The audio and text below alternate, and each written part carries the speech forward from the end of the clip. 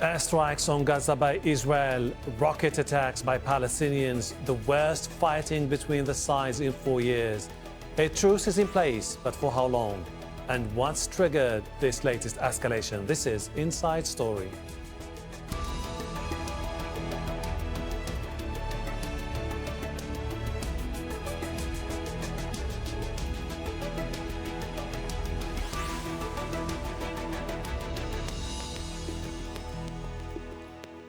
Hello and welcome to the program. I am Hashim Al-Barra. It's the most intense attack on Israel by Palestinian armed groups since the 2014 war in Gaza, and it could have sparked another war. Hamas and the Islamic Jihad launched a barrage of rockets into Israel on Tuesday, wounding 3 soldiers. It was in response to the deaths of Palestinians by Israeli military. Israel then targeted dozens of facilities that belonged to Hamas and Islamic Jihad. Egypt intervened and brokered a fragile truce and ceasefire, but there's no guarantee how long that will last. The flare-up of fighting in Gaza follows weeks of unrest and the killing of at least 121 Palestinians in protests leading up to the Nakba or catastrophe day, when 70 years ago Palestinians were driven from their homes and the state of Israel was created. This is what Palestinian President Mahmoud Abbas had to say. Difficult days have passed on the West Bank, Jerusalem, and especially on the Gaza Strip. The Israeli occupation launched today a fierce aggression on the Gaza Strip with rockets and aircraft. This indicates that the occupation does not want peace. However, we want peace and we demand peace. The Palestinian Islamic Jihad, the PIJ, is a faction that opposes the existence of Israel. It was founded in the late 70s by Palestinian students in Egypt who were inspired by the Muslim Brotherhood and later influenced by the Islamic Revolution in Iran. The group's aim is to destroy Israel, liberate Palestine, and form an Islamic state within the pre-1948 borders. Islamic Jihad does not take part in the Palestinian political process and has opposed peace agreements like the Oslo agreements. The PIJ concentrates on armed revolt. Its military wing, the Al-Quds Brigades, used suicide bombs against Israel during the second intifada of Al-Aqsa in 2000. The group, which has its headquarters in Syria, reportedly receives funds from Iran. It is designated as a terrorist group by the US, EU, and the UK. Let's now go to our guests. Joining us in Gaza, Mkhaymar Abu Saada is Professor of Political Science at Al-Azhar University. In Jerusalem, El-Hanan Miller, Palestinian politics researcher at the Forum for Regional Thinking. And in Istanbul, Ahmed Al-Borai, a lecturer at the Istanbul Ayadin University. Welcome to you all. Mkhaymar, the recent truce between the Palestinian armed groups and the Israelis, is this an isolated security arrangement or do you read more into it? Well, that is a very important question. Up till this moment, we don't really know a lot of details about what happened last night. Until this moment, Israel has not admitted that there has been an agreement for a new ceasefire. All what we know that firing between the Palestinians and the Israeli side ended last night at about 3 a.m. in the morning when a senior leader from Hamas, Dr. Khalil Hayya, the deputy leader of Hamas in Gaza, admitted that there has been an understanding to respect the ceasefire which was brokered by Egypt in August of 2014 and put an end to the Israeli aggression against Gaza in that summer.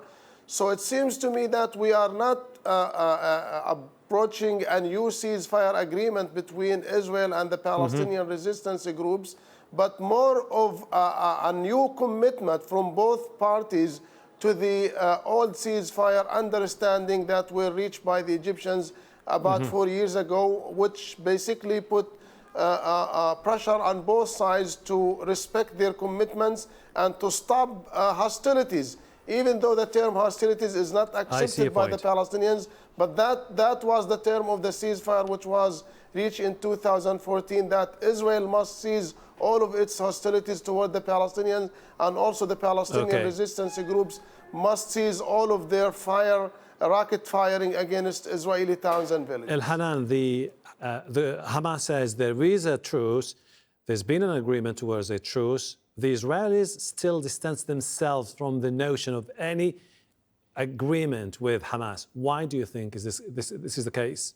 I think Israel would like to leave its options open for any case of escalation. We've seen kites being used to ignite fires, burning 750 acres of fields outside of the Gaza Strip in Israeli communities. So I think Israel wouldn't like to commit itself, to bind itself to behavior, and would like to leave its options open at the moment. We have enjoyed 4 years of relative calm on the Gaza border, and I think Israel would certainly like to return to that situation.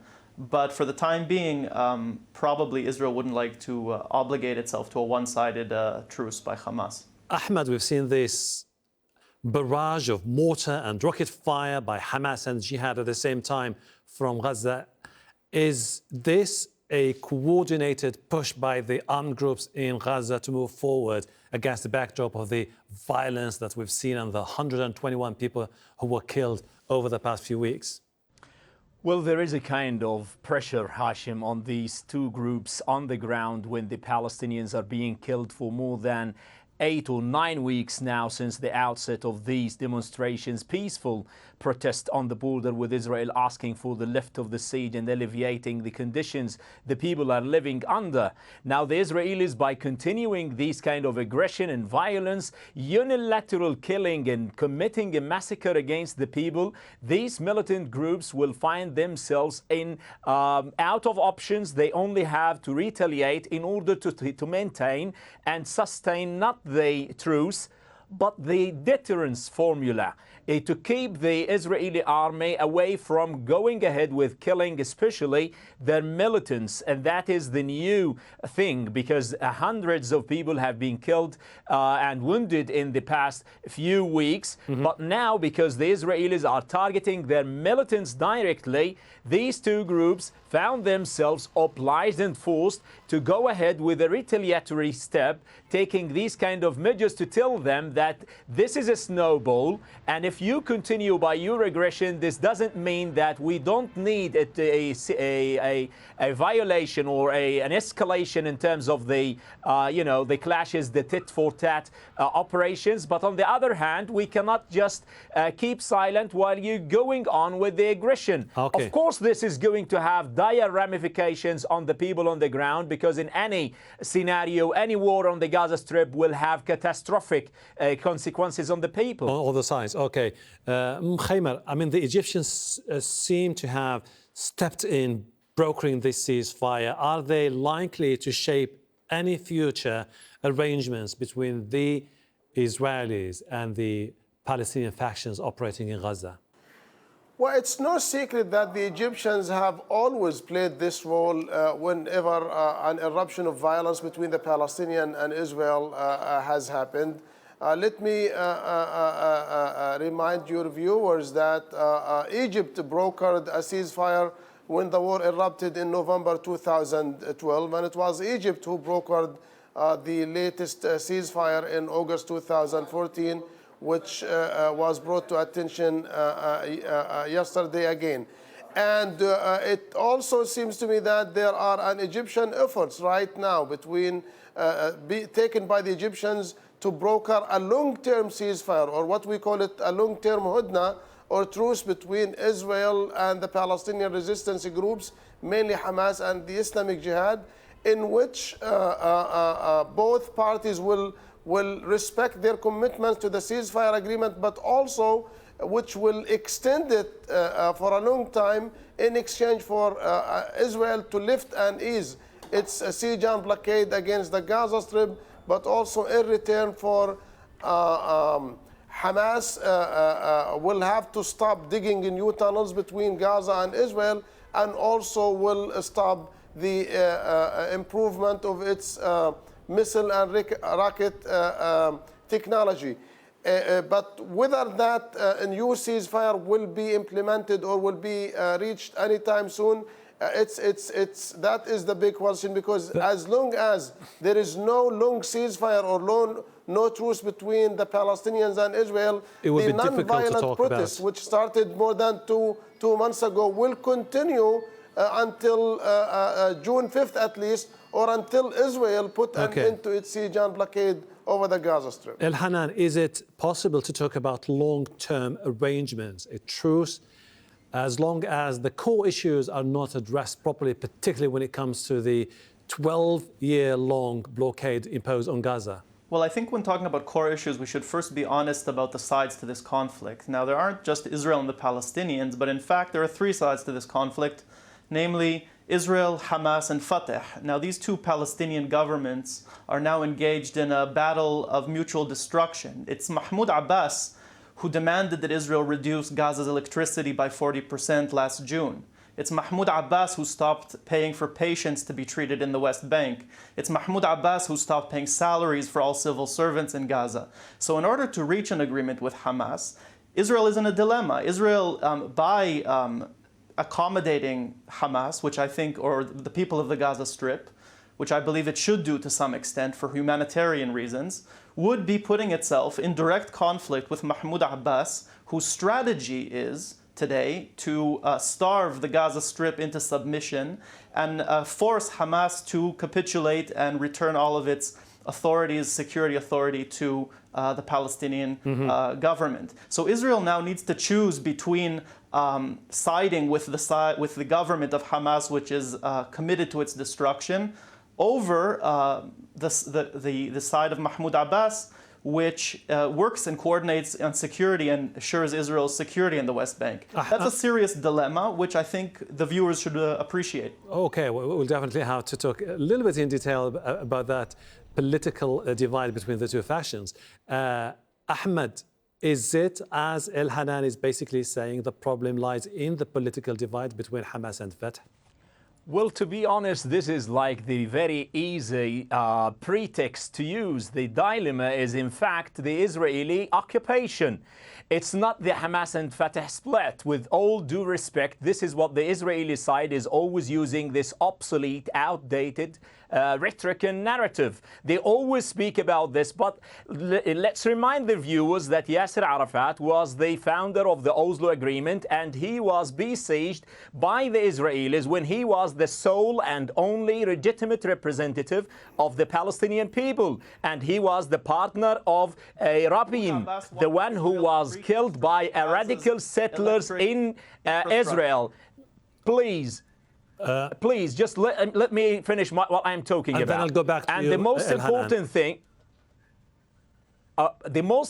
thing, Hashim, is the Israelis are now in a big ethical dilemma where it is the whole rugged state of Israel is being exposed to the international exposure, the scandal of the Israeli forces using this kind of excessive violence and force against civilians, where their Lieberman, the defense minister, is saying there is no innocent people inside the Gaza Strip. This is the democracy of Israel, the racist democracy of Israel, when they try to tell the people, look at what happened to the flotilla, to the ship that is trying to breach the siege on the Gaza Strip. Why they still going on with the siege on the Gaza Strip? Gaza Strip is still under the occupation, and the first sole responsible for that should be held accountable by the international community is the Israeli occupation. I get your point. Let's give a chance to Elhanan to respond. Go ahead, Elhanan. Let me be clear. I think that Israel's government has been unimaginative and maybe even lazy in finding solutions to Gaza's situation. It should improve Gaza's infrastructure and electricity. It should expand the fishing. It should expand the fishing. Please give some examples. Yes, I am. It should expand Gaza's fishing territory. It should allow people's rights. It should allow Gaza's just grant citizens people's to work right in Israel and expand the permit regime of allowing permits in Israel.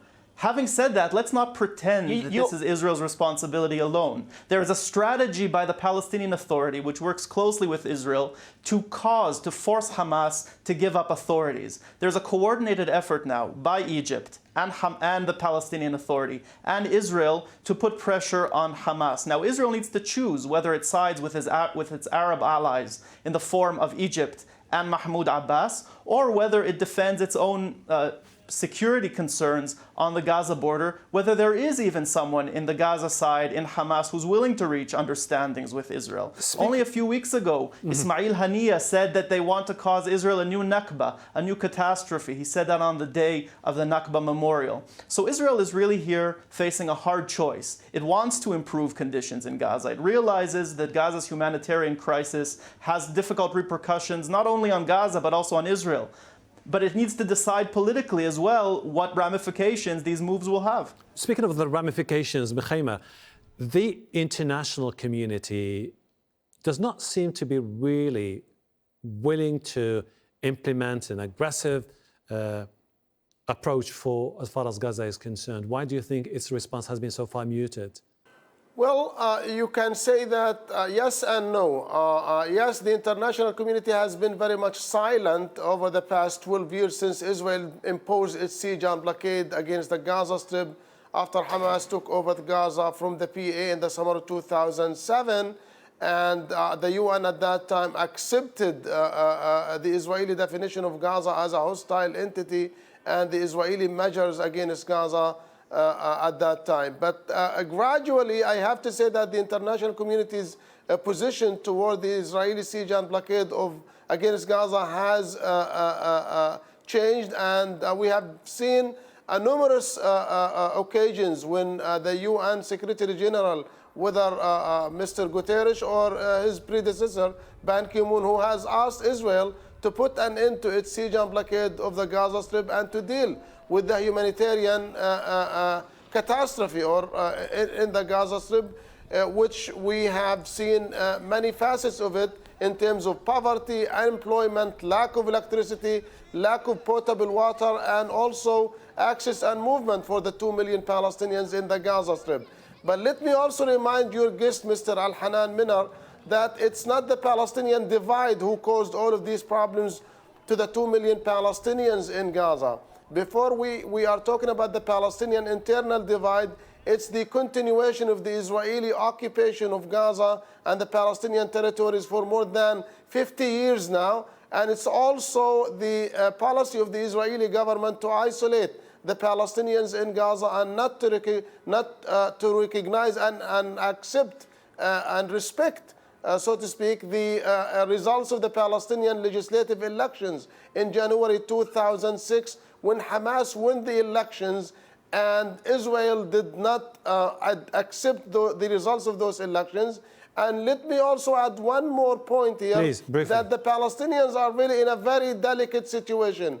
Whenever there are serious talks between Hamas and Fatah to try to put an end to the Palestinian internal divide, there comes the Israeli role to sabotage any efforts to end the internal divide.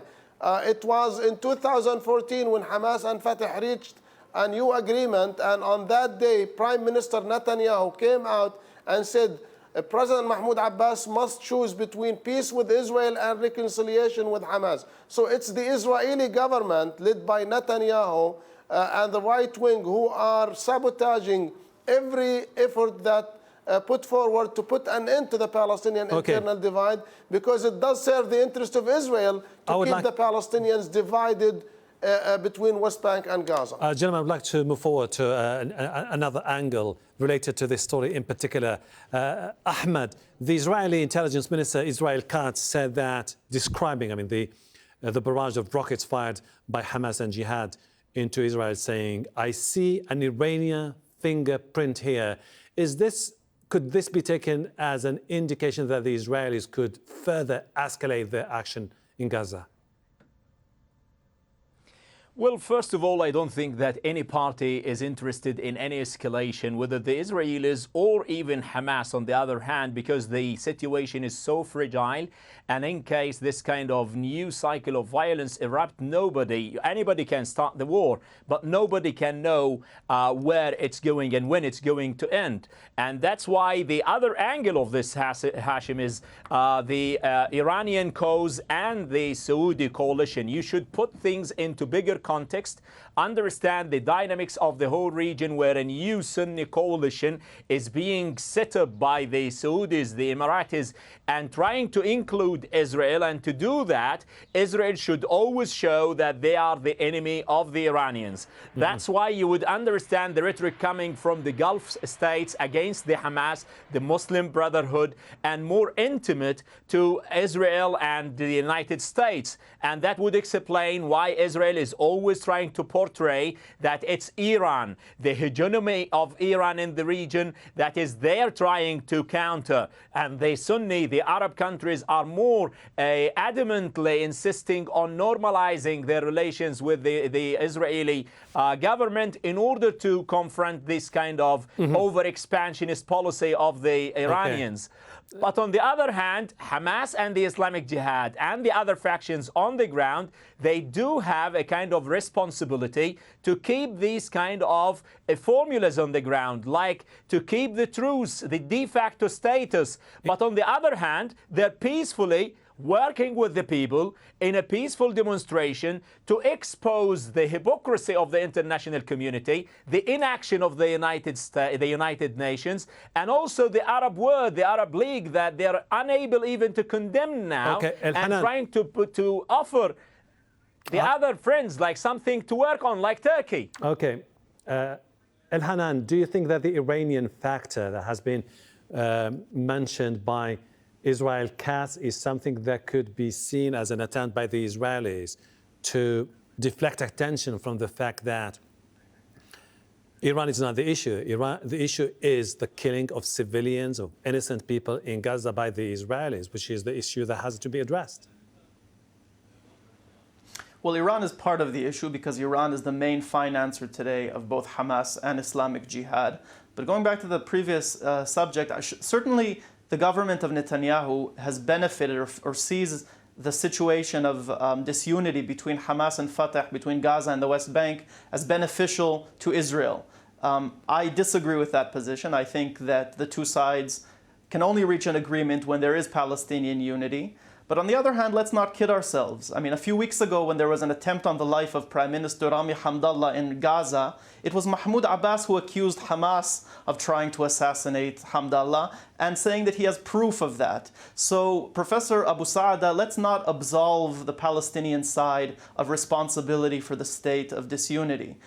When Israel had to establish its state in 1948, it managed to overcome very deep political divides and I would say arms and militias that existed in multiple groups, and unify under one army, under one leadership, and under one strategy.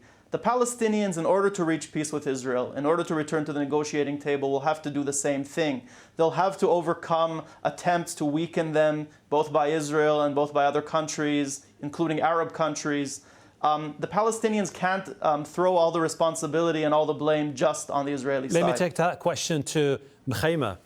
You've heard what El-Hanan basically was saying, that Palestinians need to get their act together, set aside their differences and move forward. Do you see it that way? Now, it is interesting what was mentioned by Mr. El-Hanan Miller, but let me remind El-Hanan a few points here.